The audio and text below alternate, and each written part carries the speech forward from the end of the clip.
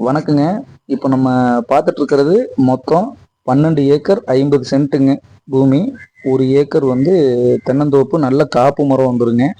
நல்ல கிளமேல் நிலையான பூமிங்க. ஒரு வீடு, வீட்டு சர்வீஸ் இருக்குங்க.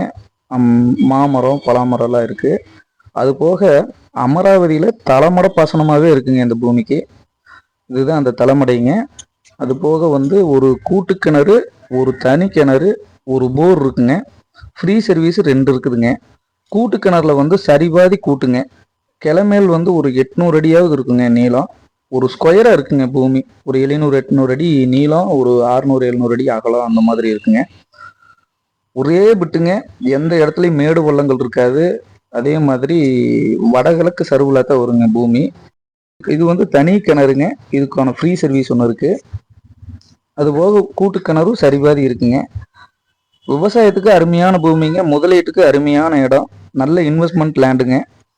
இளநீர் தோப்பு உருவாக்குறதுக்கு அட்டகாசமான இடங்க.